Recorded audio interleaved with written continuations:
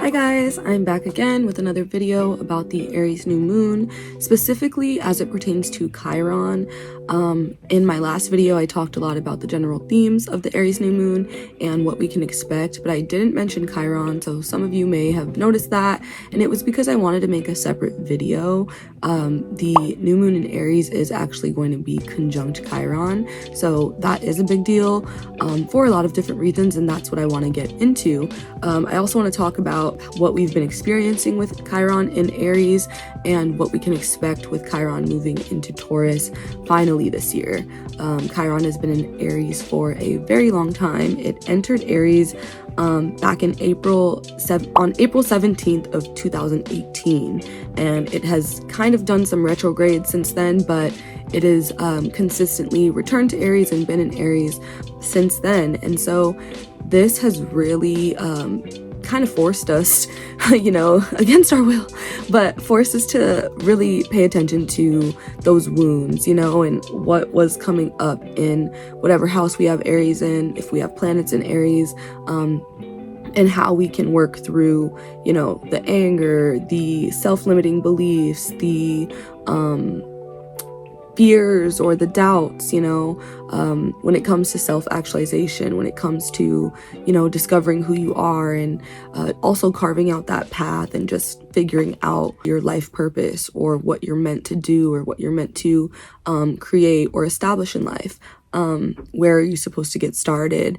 And there could have been a lot of things that we had to work through with Chiron and Aries mentally. When it comes to that, Chiron was the wounded healer in Greek mythology. He was a centaur, so he represents duality in a lot of ways, and he also can represent sometimes feeling outcasted, feeling othered, feeling different. It can be black sheep energy at times, but Chiron, being the wounded healer, he's given that name because he experienced certain wounds that he couldn't really heal himself, although he was known to be able to heal others, although he was known to be extremely gifted in a lot of different things. He was a mentor and a teacher and like a consult for a lot of the different gods and heroes in Greek mythology. So Chiron shows that it can reflect your gifts as well, and how you can bring those gifts out when you do channel sometimes your pain, your wounds, your struggles into your life and into what you can offer the world, what you can teach the world based on what you've already gone through. So that is Chiron. So Chiron and Aries already being so much about self-actualization. It is about the self. It is about like self-study and understanding your own self-limitations. And so that's what you could have noticed over the past 7 years that we've had Chiron in Aries. Chiron's going to be moving into Taurus, and then it will shift back into Aries in a retrograde on September 18th of this year.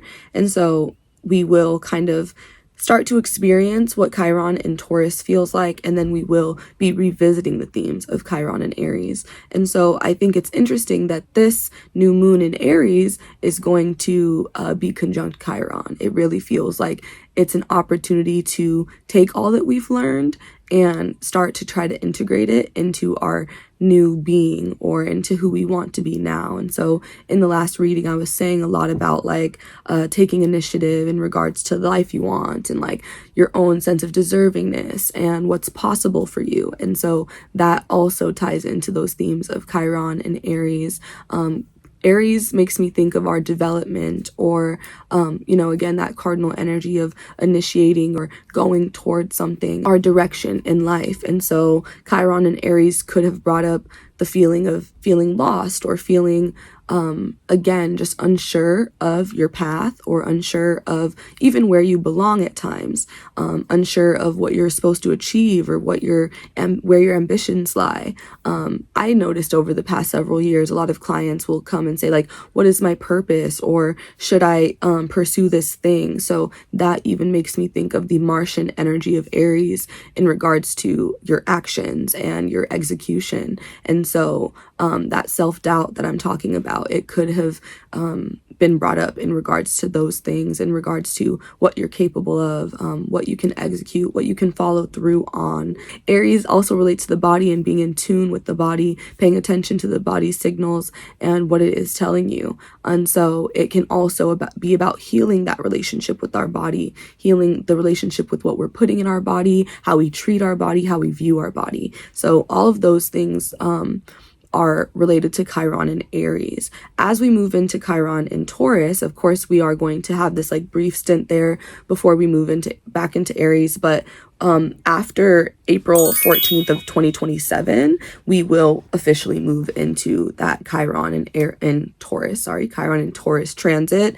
And so I feel like Chiron and Taurus is going to shift the gears to a lot of like security themes when it comes to our like finances and what it is we want. So even that sense of deservingness that I was talking about, and what you can the life you can create for yourself, or what you need to go after and what you're capable of, that is going to then bleed into the themes of Taurus Chiron, where it's going to be a lot about our material comforts and our privileges and what we obtain and what our assets are, and just what we collect. I think of Taurus energy as gathering, so it is going to be about where we may feel scarcity, where we may feel like we don't have the resources we need, where we need to build and gather with, our community or the people around us, or even tap into like natural resources in order to get our needs met. It can show where there may be a shift in how we see ourselves as it relates to like money or capitalism or consumption. And so it could even be with the state of the world, having to cut back on certain things, having to redefine our sense of self outside of material. And so that is going to be the Taurus and Chiron.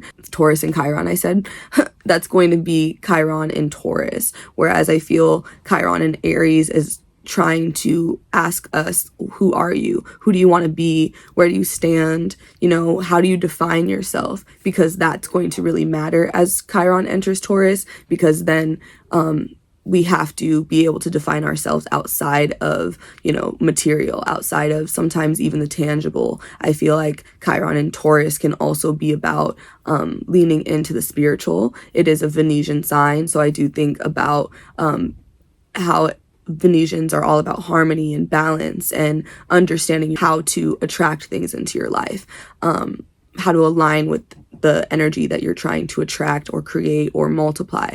And so I feel like that is going to come up with Chiron and Taurus, how we manifest, not just how we manifest, but I feel like Chiron and Taurus is going to be a lot about what we think that we're capable of receiving, you know what I mean? So it does make me think of that starting of, okay, I can create these things. I'm healing this sense of, these self-limiting beliefs. I can't do this. I'm only capable of this. I only can do this alone as well. I think that's a big theme of Chiron and Aries. Like, I always have to do this alone, or I'm in this world alone, or, there's the themes of individualism that can come up with Chiron and Aries. And so Chiron and Taurus, with me saying like the building and the gathering, I think that's also about how you can start to consider the resources that you need. And at times people are resources. Your community is resources. Being nurtured by others or nurturing others is a resource. And so that will be a key for Taurus, because it is going to be about like how we can build and cultivate what it is we need, how we can feed ourselves, again, spiritually, but also like potentially financially or physically, in like new ways, in innovative ways. Like I said, Chiron was like very gifted. And so it does make me think about how we can tap into our gifts as well, how we can get away from potentially like feeling that we need certain things, feeling like we need to be reliant on even like, for instance, the government or certain structures, because Taurus does make me think of structures. It's the first earth sign. And so it makes me think of that building as in, what is your foundation? And so when it comes to who or what you're reliant on, trying to make that more about your own self-reliance, like trusting yourself, trusting your own like skills. I could go on, but that's really how I'm seeing this transition. So again, just going back to the new moon in Aries, talking about this conjunction to Chiron. Chiron is going to be at a Taurus degree. It's going to be at 26 degrees. So that's why I led with this transition into with Chiron entering Taurus this year, because I feel like this new moon is preparing us. It's asking us, what do we want to build, and what are we currently attached to? What are we currently feeding into, or even consuming? What are we entertaining or feeling like we need in order to thrive, or in order to survive, or in order to get by? And how can we start to challenge that belief and look at innovative ways of getting the things that we need, cultivating the things that we need. It does make me think of taking our power back, in the sense of growing our own food, starting your own like businesses or collectives or social groups where you can then like share resources and things like that. I'm trying to think of other examples, but moving from Aries to Taurus, it does make me think of how the individual then starts to build and connect with others, and how, two entities nurturing each other or feeding off of each other benefits one another. And also those dynamics of needing to set boundaries, needing to know with what you align with, and not being taken advantage of anymore, not being exploited, and things of that nature. So I could get into, everything that's going on in the world right now, but I think that is implicated in what I'm saying. I think we all understand what I'm getting at when I talk about just being more self-reliant and building with others, building with your community as well, building with family, or the people around you, intimate connections, people who also share your value systems. That's going to be very important as we see this divide in the world and people with all these different crazy beliefs. And so that's going to be very important as well, knowing what we stand for, knowing what we believe, and aligning our values with our consumption, with our ethics, with how we're showing up and what we're investing our energy in, but also our time, our resources, our finances, our support, and things of that nature. So yeah, that's going to be the shift with Chiron.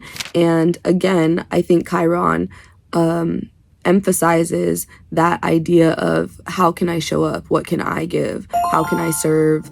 How can I be useful? And that feeding into our own purpose, our own identity and sense of belonging, because there is this like feeling of being othered or feeling different with Chiron. So it's about also trying to understand how you do connect to others, how you do relate to others, and where you why you are important, what makes you special ultimately, So what can you offer, with Chiron? Whatever house you have Chiron in, that can give you some clear examples, the themes of that house, and what that house can represent in terms of different areas of life, So say it's in the first house, you might be someone who does like makeup, or you might be someone who's into cosmetics or esthetician work, you could be a stylist. There's, different ways to spin it, but Chiron in the sixth house you could be a healer, you could be a doctor, you could be a surgeon or something like that, you could work with pets, you could be a pet whisperer, but you could also just be like a veterinarian or something of that nature. Chiron in the 10th house, you could be in PR, you can help other people build their like websites or their brands and their companies. So I think Chiron's like an underrated placement for showing our gifts, showing our talent, showing even ways we can be of service. So ways we could potentially make money, ways that we can offer our gifts to the world. So keep that in mind as well as it does move into Taurus. And with this new moon in Aries conjunct Chiron in Aries, but at a Taurus degree, it does emphasize those Taurus themes. and everything I have said. So if you have any thoughts or questions about where Chiron might be in your own chart, what this means for you with this new moon, conjunct Chiron, what Chiron in Taurus is going to look like for you, what houses you have Chiron in right now, and once it moves into Taurus, comment all that stuff below. Let's talk about it. Let's, figure it out together. But if you are new to the channel, remember to subscribe. Thank you for joining, whether you're from, X or Instagram or whatever. Let me know that as well. I'm trying to just be more interactive. As you can see, I'm trying to post these like shorter kind of videos to just be more intimate with you guys in terms of what I'm thinking, where I'm at with the transits, and what I do expect us to be going through together. So yeah, definitely interact. Let me know what you're thinking. I appreciate you being here, and we'll talk soon.